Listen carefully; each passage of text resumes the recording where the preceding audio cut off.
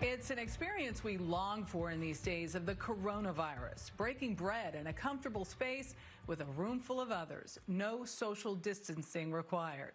Well, on this special edition of The Dish, we'll take you back to one such evening held at New York's Gramercy Tavern just before the crisis began. The event, a celebration for Jubilee, a truly remarkable recipe book, and its James Beard award-winning author. This is so fun. Thank you for being good sport.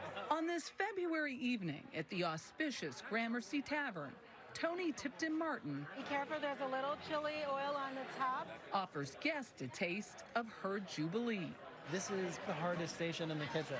Executive Chef Michael Anthony's special invitation is called a Tavern Takeover and is usually reserved only for celebrated restaurant alum. This is one of my favorite recipes in the book.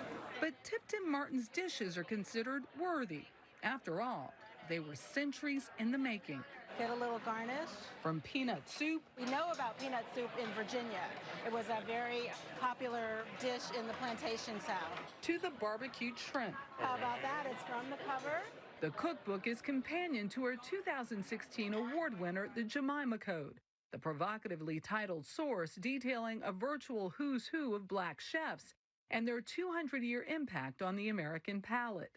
So the mission of the Jemima Code was? The mission was to debunk the mythology that says African American women in particular, but men too, were illiterate cooks who cooked by some kind of a mysterious mystique, right? This idea of soul cooking. What they were trained apprentices, whether that job was in the plantation kitchen or in restaurants. These were people who had on-the-job experience. Professionals in places that might surprise you. The Massachusetts Governor's Mansion, where butler Robert Roberts penned a household management book in 1827 with recipes. Or on TV, where in 1940, New Orleans restaurateur Lena Richard beat the likes of Julia Child to the airwaves. And in New York's famed Gage and Tollner, where Edna Lewis made regional Southern cuisine exceptional in New York's fine dining circles. We are just excited to have you here today. The former Los Angeles Times food writer is eager to share this knowledge and thanks allies like Chef Anthony for amplifying not only her voice, but other chefs of color and women. And I'm trying to return us to the place where we're willing to look at that plate and take apart who we are, who's represented there. He's trying to expand that practice in his own kitchen. One reason he introduced Tipton-Martin to his team. Sous chef Arita Attar wasn't alone in her appreciation. We could all learn from each other, and I just want everyone else to be better. We all want it. We all want it to be better. What did you learn from Jubilee? It not only opened my eyes to many new sources of food and recipes that have come through years and years of her scholarly work, but she's opened the door to something that is brand new. Okay, come on, let's dig into the soup. Oh my gosh. And the shrimp. I can tell you're not used to the spice. Just made my eyes kind of water a little bit.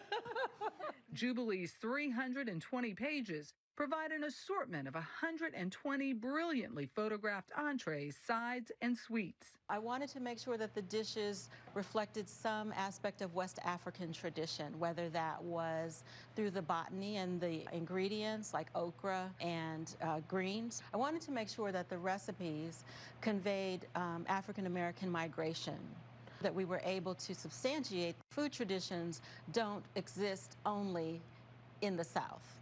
Fan favorites are all over the place. Louisiana red beans and rice.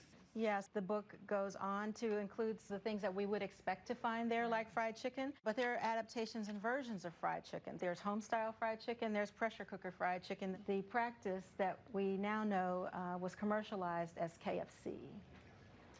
Most importantly, Jubilee gives credit to those who created these dishes. So what I did was look through the recipe collections over the years to see which recipes recurred over and over again until I got to modern cookbooks. Like this one for crab chowder, found in the 2015 cookbook of cordon bleu trained chef and rapper Khalees.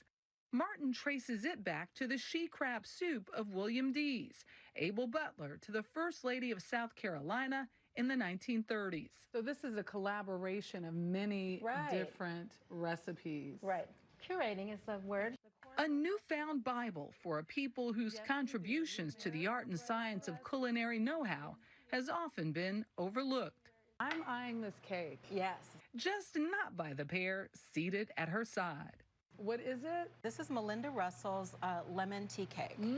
There was a time when citrus was a very expensive commodity, and so the idea that an African American would be able to use lemon to this degree is one of those ways that I'm illustrating the sumptuousness of our cooking as opposed to survivals. What are you waiting Decadent, lemon, very tangy. Very tangy.